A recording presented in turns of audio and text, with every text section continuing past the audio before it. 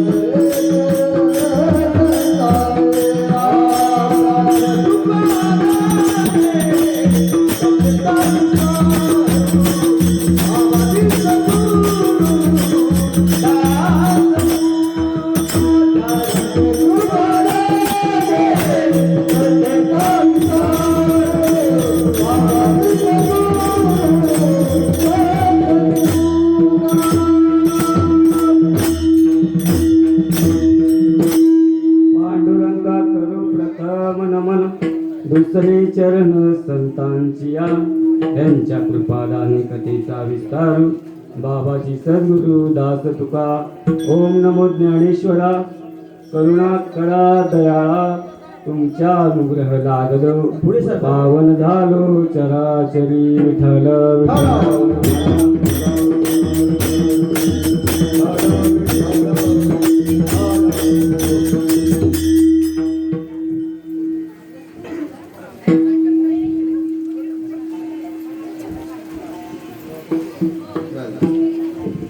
धन्य हरी भक्त जन्मले ज्या वंशी सकळ कुळासी तारेले। प्रस्तुत प्राप्त प्रसंगी कीर्तनरूपी सेवेसाठी निवडलेला अभंग संतमान्य जगमान्य आणि देवमान्य असणारे जगद्गुरु तुकोबाराय यांचा 4 चरणाचा कुळामध्ये एक तरी पुत्र असा व्हावा की त्याचा वंश उद्धराला जावा। आणि अशाच कुटुंबामध्ये जन्माला आलेले आदिनाथ आमचे ज्येष्ठ गुरुबंधू आदिनाथ महाराज आणि त्यांच्या ह्या प्रथम पुण्यस्मरणानिमित्त हे कार्यक्रम आहे। सर्व गावातील गुणीजन कर्तृत्ववान प्रतिष्ठित टाळकरी वारकरी विनाकरी वादक श्रोते यांच्या चरणावर नतमस्तक होतो आणि सेवेला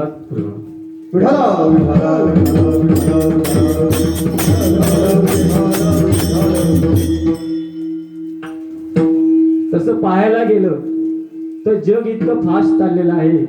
एका बटनामध्ये माणसाला 3 लाख रुपये मिळतात। कृपया करून थोडंसं बोलू नका कारण 1 तास कीर्तन आहे। तुमच्याकडे फुलं किती 12 वाजता असतात का? हा करेक्ट 12? हा ठीक आहे। मग आता टेन्शन घ्यायचं नाही, कीर्तन संपत जेव्हा 12 वाजलेले असतील। बरं आताचं युग असं आहे 21व्या शतकामधलं युग या युगामध्ये माणसाला माणसाशी बोलायची टाइम नाही.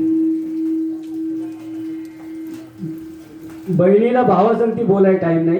बहीण भावासंगती 2च वेळा बोलते, एक रक्षाबंधनला आणि एक भाऊबीजेला. हॅलो दादा, रक्षाबंधनला येणार आहे.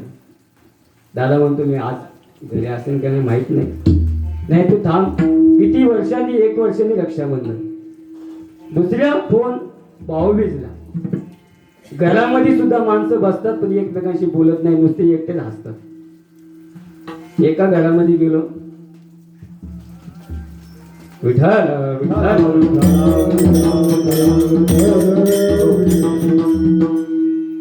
तो माणूस काहीच बोलला नाही, पण घरातून एक तांब्या पाणी आलं आणि 2 मिनिटांनी चहा आला. चहा आल्यानंतर तो चहा मी गुमुटपणे पिला, कारण ते घर होतं मिलिटरी मॅनचं. आणि त्या मिलिटरी मॅनच्या घरामध्ये चहा पिल्यानंतर एक म्हातारी होती. पहिलं म्हाताऱ्या माणसांमध्ये लय प्रेम होतं, कळलं का. बटव्यातला 1 रुपया आजीने दिला की नातवाला चेहरा फिरत होता. आता 10ची नोट दिली ते नातू फेकून देतो, म्हणजे 100 दे, का 10 चालत नाही. आणि चहा आला, त्यात साखर नव्हती. चहा आम्ही पण घेतला आणि चहा त्या महाराजांनी पण घेतला. पण जेव्हा ती आजी शेतातून घरी आली, सुनबाईला सांगितलं चहा उकळून दे जरा, आणि तेव्हा सासवांचं ऐकत होत्या सुना. आता तुम्ही माझ्या संगती राहायचं का आई पाहिजे. मग ते अवघड कार्यक्रम आहे हो. आम्हाला पहिले वाटायचं लग्न म्हणजे लय मोठा उत्सव, आणि त्यामध्ये नवरदेव म्हणजे एकदमच मोठा. आणि त्या दिवशी जो माणूस ओळखत नाही तो पण येऊन विचारतो कसं आहे, बरं आहे का. मग उगाच म्हणायचं हा बरं आहे मी, कारण त्या दिवशी त्याला लय मान असतो. त्याच्या चपल्या काय उचलतील, काय काय काय बरेच असतं. आणि आजी आली, आजीने एक फुलका चहाचा ओढला आणि म्हटली आग लागली तुझ्या चुलीला, चहात साखर कुठं आहे. असं बोलल्या बोलल्यावर सुन जरा कापायला लागले. म्हणले काय चाललंय काय. म्हणले आत्याबाई नवीन ठेवतो. आणि मग आत्या ती बाहेर आली. ते म्हणलं महाराज तुम्हीच का हो. म्हणलं होय आजी. कंच्या गावचं. म्हणलं सांगली. आता टीव्हीवर आमचं गाव लय फेमस आहे. पुरात बुडाले, इकडे डुबाले, तिकडे गेले, सगळे झाले. म्हणलं आजी मी सांगलीच आहे, लग्न केलं का. म्हटलं झालंय आजी. कसं बस आपलं झालं. म्हटलं पोरं किती आहे. म्हटलं आत्ताच 2 वर्ष झाले लग्नाला. आई आहे का. म्हटलं हाय. बायको जेवण बनवते का. म्हटलं हो बनवते. अहो महाराज लोकांना एवढं चांगलं सांगता, तुम्हाला चहा मध्ये साखर आहे का नाही हे कळत नाही बाई. म्हटलं आजी आम्हाला वाटलं मिलिटरीचा चहा असाच असतो. म्हणले आग लागली तुझ्या संसाराला. चहामध्ये साखर आहे का नाही कळत नाही, संसारातलं कधी करणार. विठ्ठल इतका व्यस्त असणार जग. आज 90% माणसांच्या मोबाईलवर क्लिप येतात. काय देवळात जाऊ नका, आई वडिलांना पहा. आमकं करू नका, आई बापाची सेवा करा. पण नेमकी क्लिप टाकणारा माणूस सासरवाडीत असतो राहायला. मला एकाने क्लिप टाकली. म्हणले माझ्या आई वडिलांचं श्राद्ध मी काय करणार नाही. म्हटलं का रे बाबा. म्हणले मी माझ्या आई बापाला आता जिवंतपणे काय खायचं ते खायला घालणार आहे. म्हटलं ठीक आहे, मग तू पाठवतो कशा. तो म्हणला व्हॉट्सअपने. मी रोज सकाळी मेंदूवडा त्याबरोबर चाय. कशाने पाठवतो. व्हॉट्सअपने. माणसांची 90% बोट अजून 4 वर्षांनी काम करणार नाही, म्हणून महाराष्ट्र शासन अंगठा घेतोय. कळलं का की बाबा हाच माणूस आहे म्हणून. कारण संस्कृतीची अधोगती होत चालली. माणसं फक्त पुस्तकाने शिकली, संस्कृतीने मागे राहिली. पहिल्याच्या काळामध्ये आई कमी शिकलेली असायची, पण पोराला अंगावर पाजायची. पोरग जर गावावरून मुंबईला निघालं तर दिवस रात्र एक करायची, एक वाकाळ शिवायची. तुमच्याकडे काय म्हणतात. वाकाळच ना. मुंबईला म्हणतात गोधडी. वाकाळ शिवायची, बगलेत दाबायची आणि अख्खं गाव त्याला सोडायला यायचं. मुंबईला चाललाय पत्र पाठव, अमक कर तमक कर तमक कर तमक कर. आणि ती आई आपल्या बाळाचा मुका घ्यायची आणि ढसढसा रडायची. लेक म्हणायचा, आई मी मुंबईला चाललोय, तू रडतेस कशाला? आई म्हणायची, तुला त्या दिवशी कळेल ज्या दिवशी तू बाप होशील. कारण प्रेम नाही सांगता बोलता, अनुभव चित्ता चित्त. आणि गाडीमध्ये बसल्यानंतर जोपर्यंत आपला बाळा दिसत नाही तोपर्यंत ती मागे जात नव्हती. आता मुंबईवरून माणूस आला काय आणि गेला काय, काय फरक पडतो? पहिले चुलते त्या मुलाला म्हणायचे, आमच्याकडे आज जेवायला ये. आता चुलते तोंडाकडे बघून म्हणतात, जाऊ दे मोठे, आपल्याला बोलत नाही, आपण कशाला बोलायचं? कारण का जग संस्कृतीपासून लांब गेलं आणि फक्त ते विज्ञानवादी जगाकडे झालं. प्रत्येक माणसाला काय वाटतं माहितीये का, हे कीर्तन कथा, हे श्राद्ध, काय करायचंय? मला एक अतिशहाण्या माणसाने प्रश्न विचारला, महाराज आई बापाचं श्राद्ध करून त्यांना ते तिथं पोचतं का? आणि ही माणसं आहे ना, कीर्तन संपल्याच विचारतात. मी म्हणलं, तुम्ही वकील आहे? म्हणले हो. मला सांगा, एखाद्या व्यक्तीने तुमच्या अकाउंट मध्ये पैसे टाकले, तुम्ही आहे दिल्लीला, त्या माणसाने पैसे टाकले साताऱ्यातून, तुम्हाला मिळतील का? म्हणलं काय नाही मिळणार. म्हणलं कसे काय मिळतील? म्हणले माझ्या अकाउंट मध्ये टाकले, माझ्या अकाउंट नंबर आहे, तेव्हा कोड आहे, सगळं आहे, मग ते माझ्याच अकाउंटला येणार. मग म्हणलं, जर हे कागदी पैसे तुमच्या अकाउंट मध्ये टाकल्यानंतर तुम्हाला मिळतात, तर हे साधू संतांनी घालून दिलेला घाट कशासाठी माहितीये का? त्यांच्या उपकारातून उतराई होणे. ते उपकारासाठी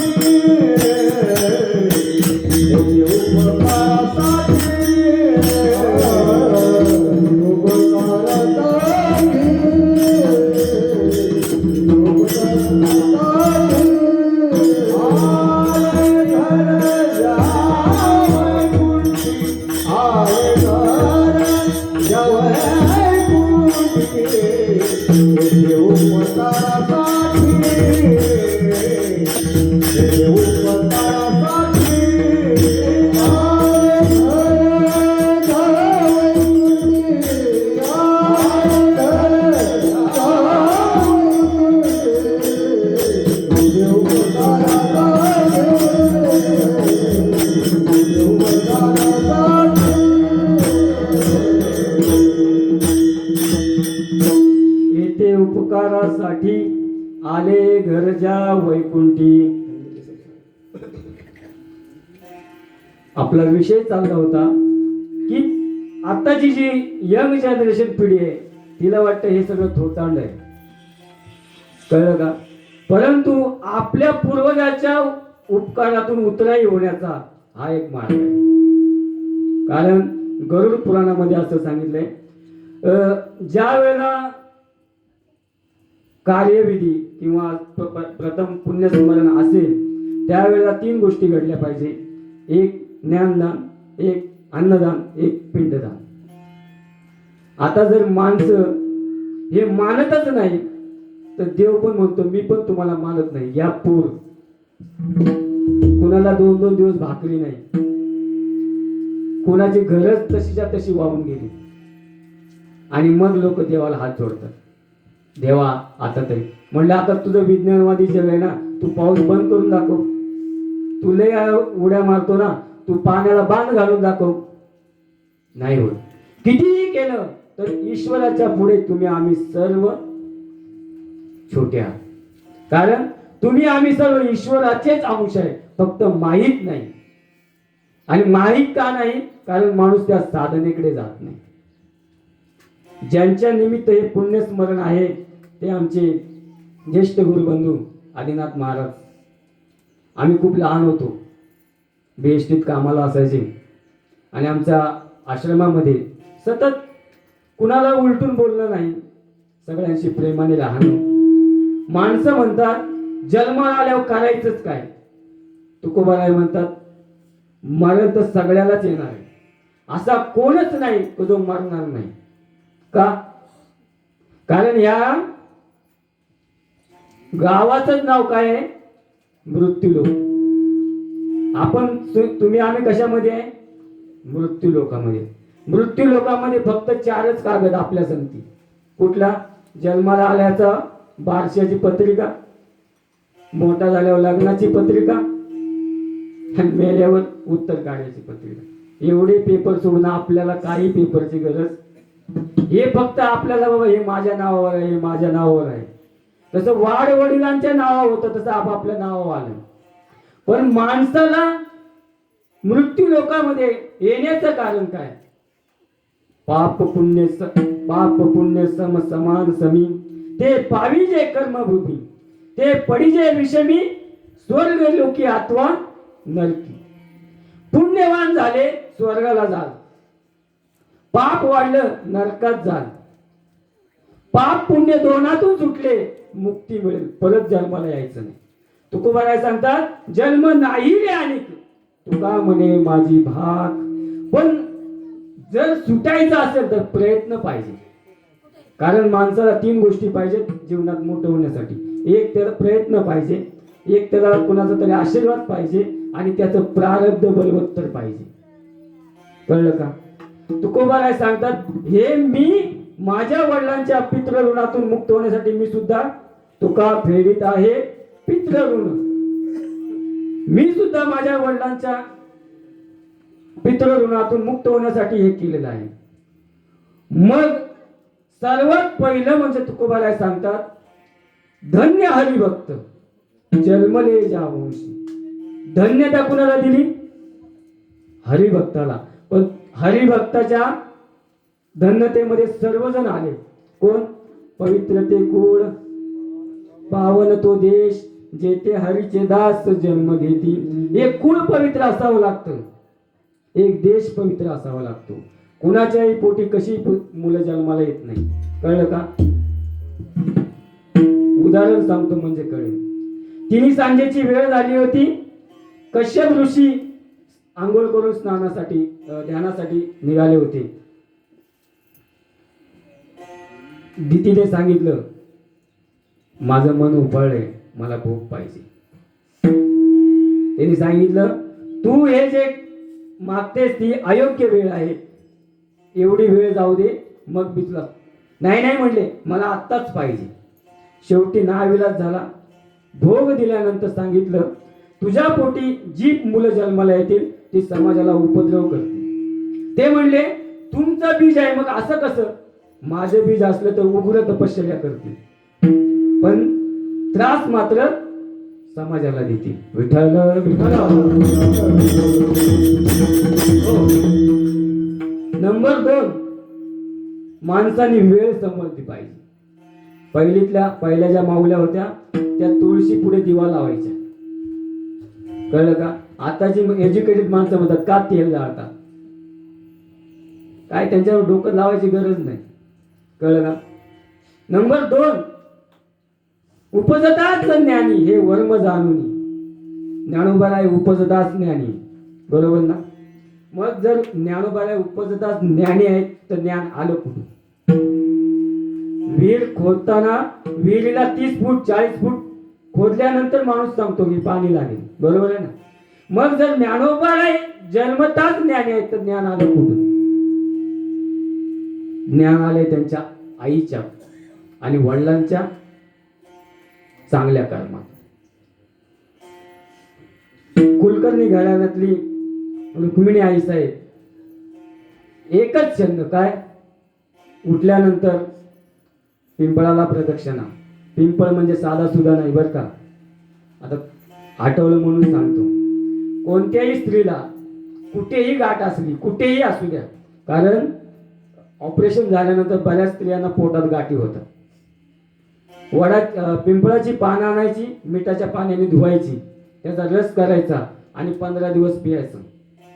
तुमचा कसलाही रोग असू द्या, कसलीही गाठ असू द्या, नाही गेली तर माझा कान पकडायचा. विठ्ठल.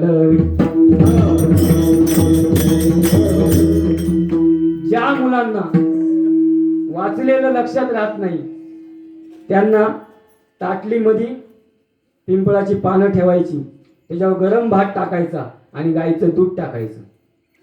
ते दूध पडल्यानंतर त्या पिंपळाच्या पाण्यातून एक वाफ तयार होते. त्या वाफेने बुद्धीची सुधारणा होते. गोळ्या खात बसू नका.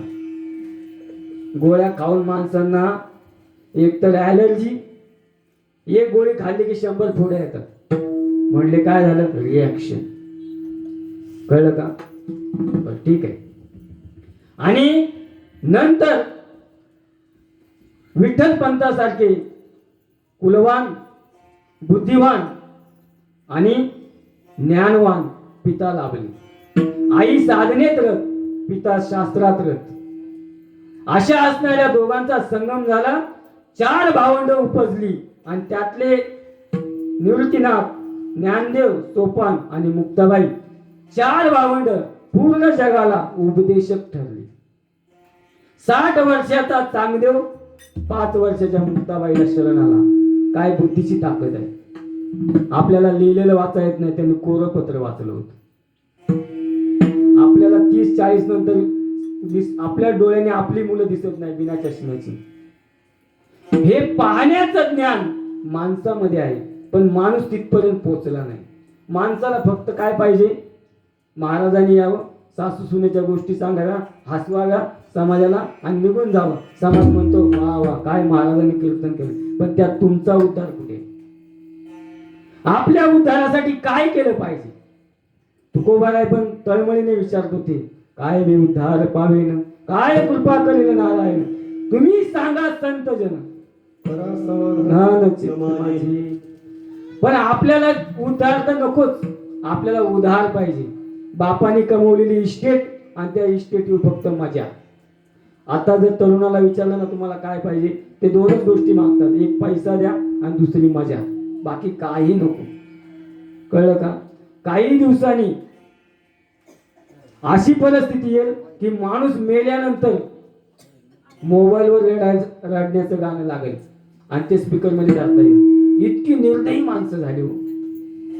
एखाद्या भावाच्या घराला आग आली ना ते म्हणते बरं झालं, आपल्याला काय करायचं, आता कसा पाय धरतो बघ माझी. कळलं का? जाऊ दे. आणि हे ज्ञान आई वडिलांमध्ये होतं म्हणून ते मुलांमध्ये उतरलं. दैत्य आणि देवांचे वडील एकच आहे, पण आई भिन्न भिन्न आहे. दिती आणि आदिती आणि कश्यप हे त्यांचे वडील आहेत. दितीचे दैत्य झाले आणि आदितीचे देव झाले. कारण का? वेळ सांभाळली. म्हणून तिन्ही सांजेच्या वेळी आपल्या घराजवळ बत्ती लावावी. काही नाहीये, आपल्या मुलाला ओम नमः शिवायचा जप करायला लावा.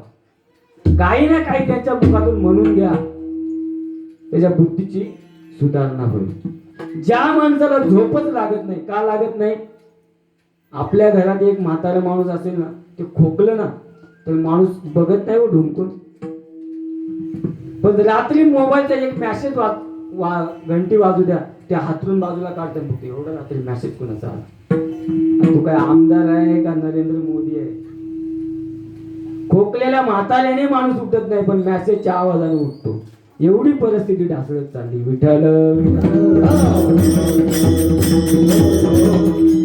मग आपल्या आत्म उद्धाराचा मार्ग तरी कोणता? मला सांगा. या 8 प्रहरा माझारी मोटके निमिष भरी. दिवसात 8 प्रहर सांगितले. त्या 8 प्रहरामध्ये माऊली सांगतात बाबा रे, मोटके निमिष भरी. निमिष म्हणजे पापणी लवते ना लवते, एवढा वेळ मला दे. आणि एवढा वेळ जर तू मला दिला तर तुला ईश्वरी तत्वाचा अनुभव मी देईन. आता मला खरं सांगा, टाळकऱ्यापासून ते वादकापर्यंत आणि वादकापासून कीर्तनकार महाराजांपर्यंत आपण जरी माळ घातली असेल तर रामकृष्ण हरी तुम्हाला ज्या गुरुने जो मंत्र दिला असेल त्या मंत्राचा जप आपण अर्धा तासापेक्षा तरी जास्त करतो का?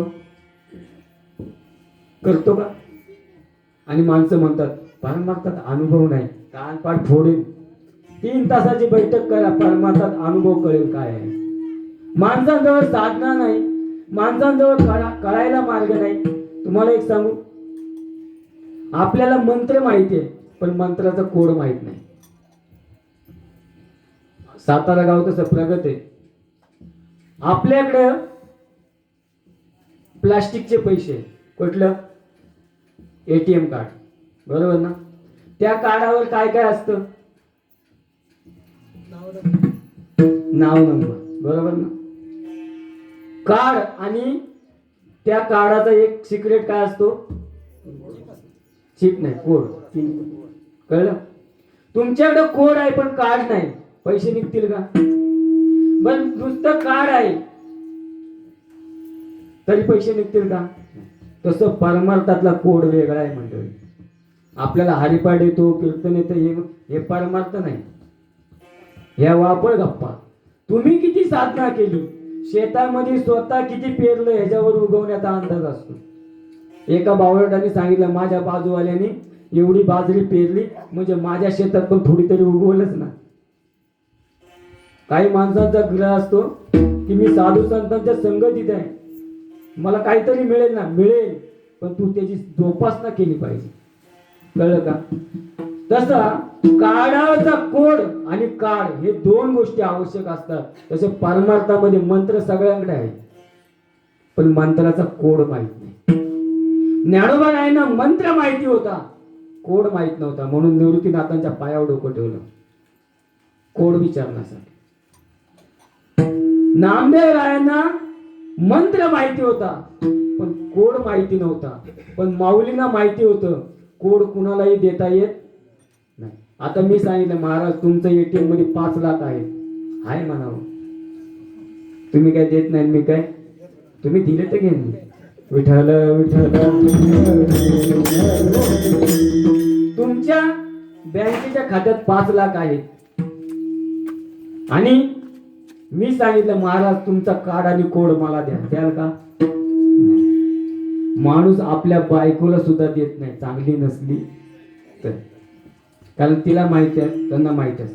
तसं साधू संत समाजाला उपदेश करतात पण कोड अधिकारी व्यक्तीला देतात. नामदेव रायांना स्वप्न दृष्टांत झाला, अजान वृक्षाची मुळी कंठाशी लागली, येवोनी आनंद स्थळी काढवेली. नामदेवराय कोयता घेऊन गेले. माऊलींच्या विवरात उतरले आणि चापसून पाहिलं तर माऊली गालात हसले. ते म्हणले, तुम्ही बोलले ना मुळी लागली. म्हणले, अरे वेड्या, मला निर्जीव भिंत चालवता येते तर मला मुळी बाजूला काढता येत नाही, मग तुम्ही मला असं बोललेच कसे? तो अधिकारी व्यक्ती आहे म्हणून बोलवलं, बस. आणि ज्या वेळेला परमार्थातली व्यक्ती बोलत असते तेव्हा फक्त आपण ऐकायचं आणि साठवायचं, मध्ये मध्ये बोलायचं नाही. मध्ये बोललं की मग ते वाटोळच होऊन जातं, मग तो सांगायचं पण राहतं आणि सगळंच राहतं. आणि ज्ञानोबा रायांनी कोड दिला. कोड दिल्याबरोबर दगडाचा नंदी सुद्धा चारा खाऊ लागला. मेलेला माणूस जिवंत झाला. तुम्हाला सांगू का, डॉक्टरकडे जायची गरज नाही, आपलं मरण आपल्याला कळतं. कारण माणसाचं जीवन हे श्वासावर अवलंबून आहे, बरोबर आहे ना? कीर्तन जड नाही ना जात? विठ्ठल विठ्ठल. माणसाचं जीवन हे त्याच्या श्वासावर अवलंबून आहे. साधना करणाऱ्या व्यक्तीला त्याचा श्वास 8 बोटे वाहतो. आता तुम्ही नाकाला हात लावू नका. सर्वसामान्य जीवाचा श्वास 10 बोटे लागतो. आजारी माणसाचा श्वास 12 बोटे लागतो. आणि ज्या दिवशी माणूस जाणार ना त्याचा श्वास 16 बोटे लागतो. ज्या दिवशी आपला श्वास 16 बोटावर लागेल त्या दिवशी आपणच फोन करायचा, सगळ्यांनी भरपूर जेवा, गाडी पकडानी या. कळलं का? हे श्वासाचं गणित आहे. आपण शास्त्र पाहत नाही, आपण ग्रंथ पाहत नाही, आपण महात्म्याने सांगितलं का हे पाहत नाही, नुसत्या वावळ गप्पा. असं झालं तसं झालं, याव झालं त्याव झालं, द्या पाकिट, चाललो घरी. तुम्हाला काय मिळालं कीर्तनातून? तुम्हाला काय मिळालं मला सांगा. आपल्या एक तरी आत्मउद्धाराचा मार्ग आपल्याला कळला पाहिजे. कळलं का? आणि ज्या वेळेला आपला जो प्राण वाहतो ना तो दोन्ही नाकातून वाहत नाही, आत्मउद्धाराचा मार्ग सांगतो. आपला श्वास दोन्ही नाकातून वाहत नाही. चेक करा रात्री घरी गेल्यावर कुठल्या तरी एकाच नाडीतून वाहतो.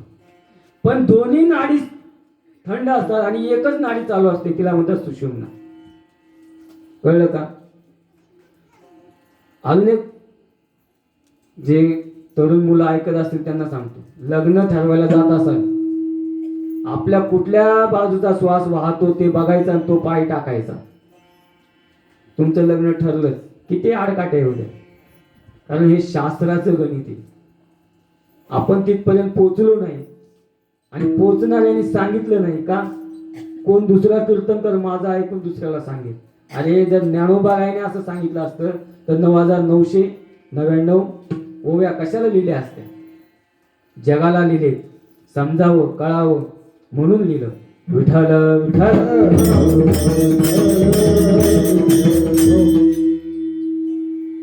आणि ज्या वेळेला माणसाला स्वतःचा श्वास कळतो त्यावेळेला त्याला त्याचा प्राण कळतो.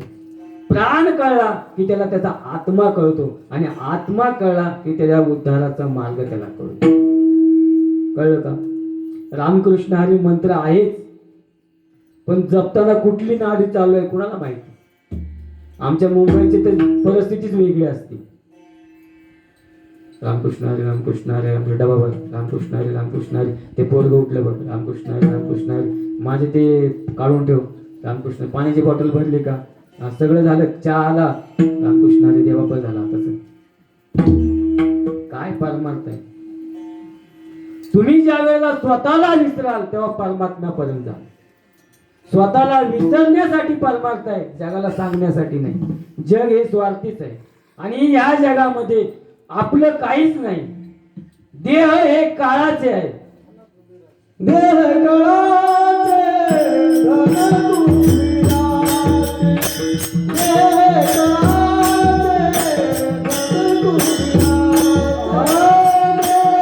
काळाचे, धन तुमिळाचे. देह काळाचे, धन तुमिळाचे. देह काळाचे, धन तुमिळाचे. हे मनुष्याचे काय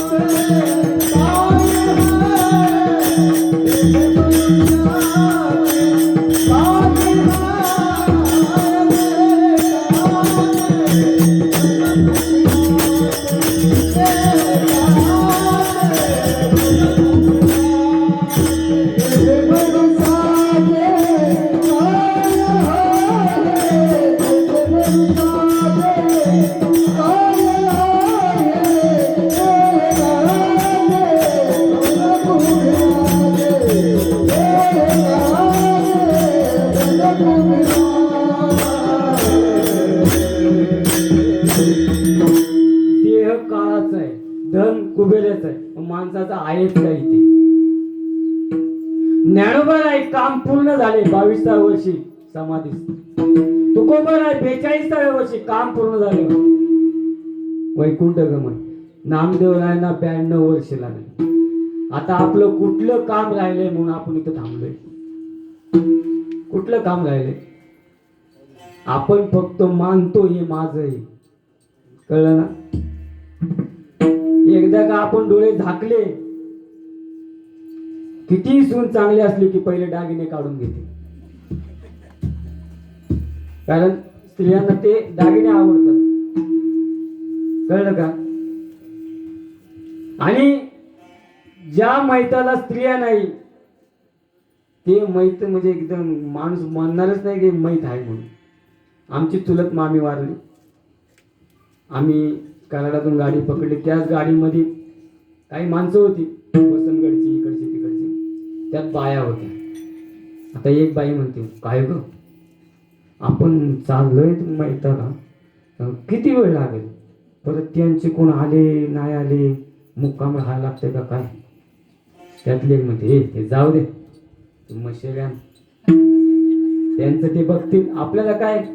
आपण जायचं, नुसतं तोंड वाकडं करायचं, कोणाच्या तरी चहा प्यायचा, कोण म्हणलं जेव्हा नुसतं नाही म्हणायचं आणि म्हणायचं बरं तुम्ही म्हणते तर द्या एक घास. आणि एक पोळी संपली. माझ्या बायकोनी सांगितलं मला म्हणले महाराज तुम्ही कधी उपाशी नाही राहणार, तुम्हाला एक मंत्र सांगते. काय? एक पोळी संपली की लगेच त्या गृहिणीची, त्या बाईची स्तुती करायची. ताई काय पोळ्या करता, हे तर माझ्या बायकोला जमत नाही, अशा पोळ्या, वा वा वा वा. मग ती गृहिणी म्हणणार महाराज अर्धी खावा. आणि जेव्हा आपलं संपायला आपल्याला बरं वाटलं, ताई पुन्हा एकदा आलो की तुमच्याच घरी, अख्ख्या गावात कीर्तन करेल पण तुमच्या घरी जेव्हा येईल. मी म्हटलं आणि आपल्याला आवडतं जर खायचं असेल तर कोकणात गेलो, तिकडे घावणे फेमस. आता त्यांची आमची पहिल्यांदाच ओळख. मी नुसतं सगळ्यांसमोर म्हटलं, अहो वहिनी तुम्ही मागच्या वेळी ते घावणे बनवले होते, एक नंबर. मला तर येताना त्याचीच आठवण झाली. तिने कणकीचं पीठ फ्रीज मध्ये ठेवलं आणि घावण्याचं पीठ भिजवलं. मला बाजूवाला म्हणतो, महाराज आता ते म्हणले तो तुझा नवरा खाईल, आपण गावणे खायच. विठ्ठल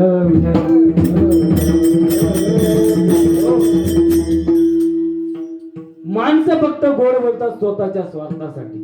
माणसाला हे सगळं वाटतं माझं आहे कुठपर्यंत, जोपर्यंत डोळे मिटत नाही तोपर्यंत. कळलं का?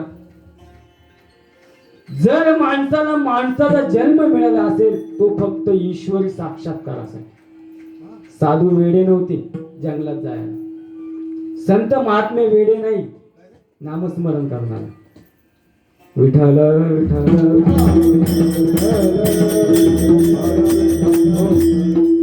मग महाराज आमचा उद्धार, आमच्या वंशामध्ये येणारा एखादा हरिभक्त जरी जन्माला आला तर तो काय करतो? अभंगाच्या पहिल्या हरिभक्त जन्मले धन्य हरिभक्त जन्मले धन्य हरिभक्त जन्मले धन्य हरिभक्त धन्य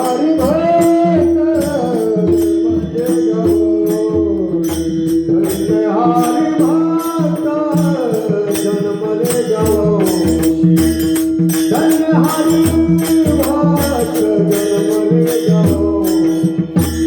धन्य हरिभक्त जन्मले धन्य हरिभक्त जन्मले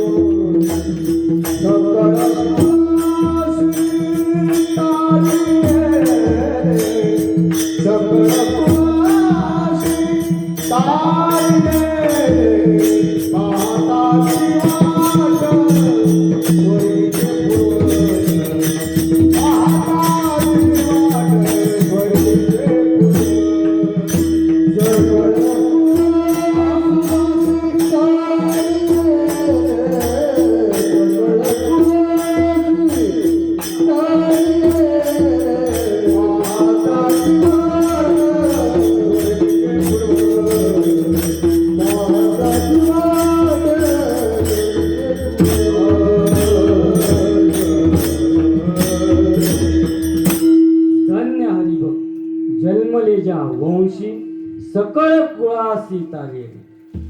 एक व्यक्ती आपल्या कुळात कोणीतरी चांगला व्हावा, साधना करणारी व्यक्तीला व्हावी लागते. कळलं का? कुणाचेही प्रथम पुण्यस्मरण एवढं मोठं होत नाही. आता आम्ही जरी महाराज लोक असलो तरी काही महाराज लोकांच्या गप्पा अशा असतात, आधे में तुम आओ, आधे में हम आते, आधा डाल भात तुम, आधा डाल भात हम, तुम तुम्हारे घर हम हमारे घर. उगाच आपलं ठेवायचं, काव काव करायचं, आला तर ठीक नाही तर चला. आणि माणसं एवढी विचित्र असतात ते पहिलेच गाय घेऊन तयार असतात. कावळा नाही आला तर पुराच्या ह्याने लगेच गाईला घातलं की त्यातलं एक म्हातारा येतो, पहिला पंक्ती बसून घ्या, लांबची माणसं जाऊ दे. माणसं जेवली निघाली, काय कुणाचं कुणाला घेणं देणं आहे. पण आठवण त्याची काढली जाते ज्यांनी काहीतरी केलेलं आहे. आज आमचे मतकर कुटुंब परिवार जे आहे, आमचे सुशांत दादा आमच्या संस्थेचा पूर्ण लोका ठेवतात, पुरा अकाउंटचं काम ते करतात. आमचे संदीप दादा काही कुठे आडू द्या, पेपरचं काय असेल स्वतः येऊन त्या व्यक्तीला भेटणे, काय करणं, ते पेपर कसे काय करायचे ते करतात. आणि सगळ्यात मोठे असणारे आमचे दीपक भाऊ स्वतःचे कपडे फेकून देतात, लुंगी लावतात आणि 5,000 माणसांचं जीवन तयार करतात. आणि ज्यांनी परमार्थ केला त्यांची मुलं वाया जाणारच नाही. उगाच एवढं मोठं पुण्यस्मरण नाही. काय गरज आहे आम्हाला मुंबईवरून बोलवा, तुम्हाला गावावरून बोलवा. त्यांचे ते आले असते, वाडी ठेवले असते, निघून गेले असते. परंतु त्यांच्याकडून आपल्याला काहीतरी मिळालंय, त्यांच्यातून त्यांच्या उपकारातून उतराही व्हावं म्हणून हा घातलेला घाट आहे. आणि मंडळी एक लक्षात ठेवा, आईच्या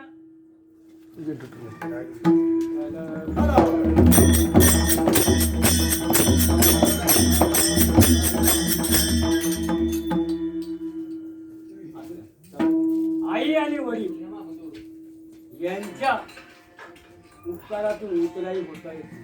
पण होण्याचे प्रयत्न मुलामध्ये असतात. एक हरी व भक्त जन्माला आला तर संपूर्ण कुळात 7 पिढ्यांचा तरी उद्धार करतो. आणि एक मुलगी जन्माला आली तर 21 पिढ्यांचा उद्धार. 42. तर मुलीला तुम्ही कमी लेखू नका. आज मुली आमच्याकडे मोठी ट्रेन चालवतात, आज मुली विमान उडवतात, आज मुली चंद्रावर झाल्या. कळलं का? आणि काही दिवसांनी अशी वेळ आपल्याला येणार आहे की हे ऑफिसला जातील आणि आम्ही सापडला. मला सांगा, कुठल्याही राज्याचा निकाल त्यामध्ये मुली तो आपण IPS असू द्या, UPS असू द्या, कुठल्याही कॉम्प्युटर मध्ये जरी घेतलं तरी मुले पुढे. पोलीस भरतीमध्ये मुली पुढे. आमचं एक खबर गेलं गोवा, आई सांगते पाया बाप खरंच नसतं तर तुला एवढं मोठं नसतं. म्हणून मी काय मोठा कीर्तनकार नाही, पण आमच्या संस्थेने जे आम्हाला शिकवलं आम्हाला परत मागत जायला पाहिजे. आम्ही एकच सांगतो, थोडं जगावं. माणसाला आयुष्य किती आहे? माऊली सांगतात, अल्पायुष्य मानव देह,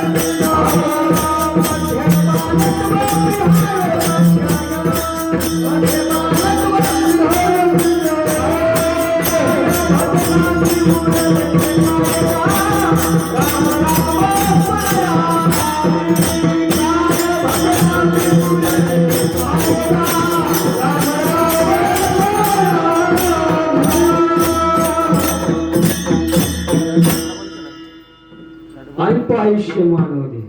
किती आहे? अल्प आयुष्य. पण या आयुष्यामध्ये सुद्धा या देहाचे साधने सच्चिदानंद पदवी घेणे एवढा अधिकार नारायणे कृपावलोकोनी दिला असे. येण्याची शरीरे शरीरायने सरे किंबहुना एर झाले चिडा पडे विठ्ठल.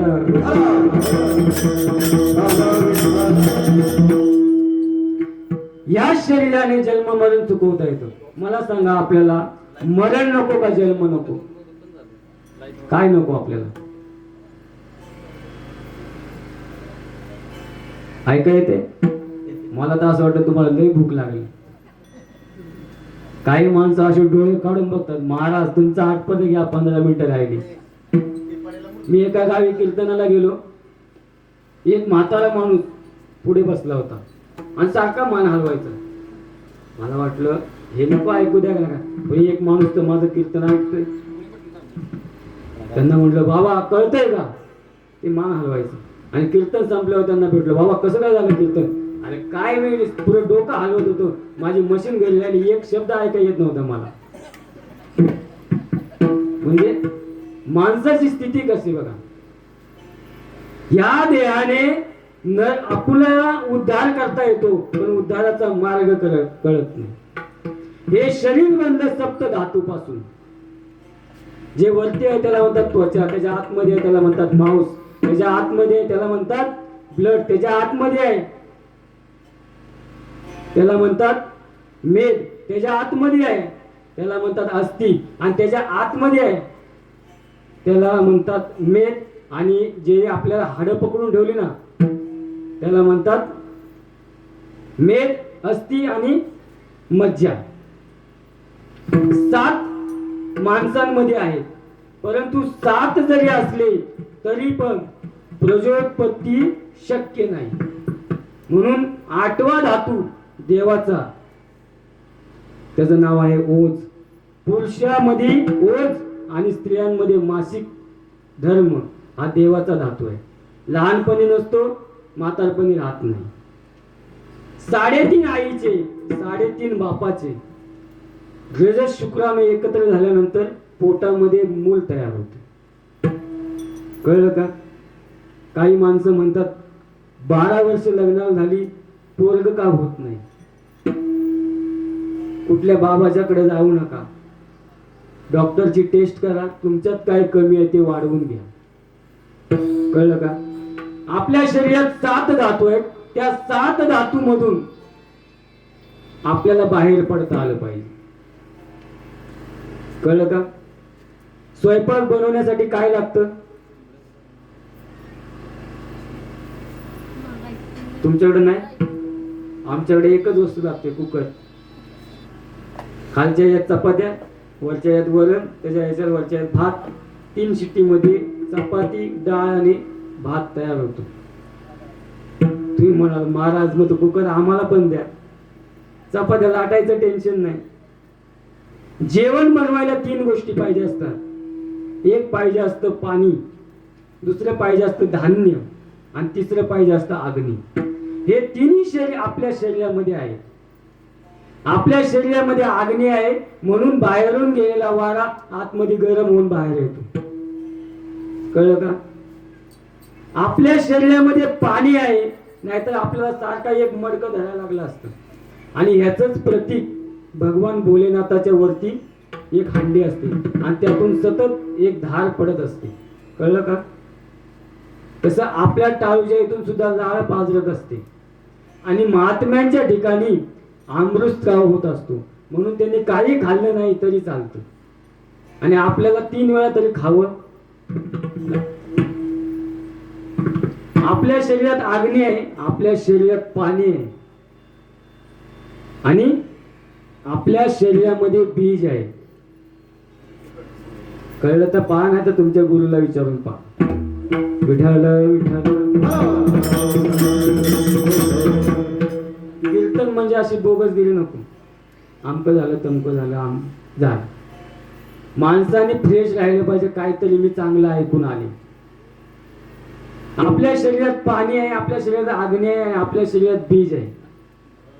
तुकोबाराय सांगतात बीज भाजवणी केली नाही, आता जन्म मरण नाही. जन्मच नाही तर मरण नाही, कारण जन्म म्हटलं की मरण आहेच. मग आपल्या शरीरातलं बीज काय काम करतं, पाणी काय काम करतं, आणि अग्नी काय काम करतं, हे ज्या वेळेला आपल्याला कळेल तेव्हा माणूस निर्भय राहतो. का? कारण त्याला कळलेलं असतं आता माझा उद्धार होणार आहे. आणि असा उद्धार करण्यासाठी माणसाने नाम साधना करायला पाहिजे. कळलं? आपल्या डोळ्यातल्या डोळ्यात पहा, ज्या दिवशी तुमच्या मनात एकही विचार येणार नाही त्या दिवशी तुम्हाला ईश्वराचा साक्षात्कार होईल. विठ्ठल.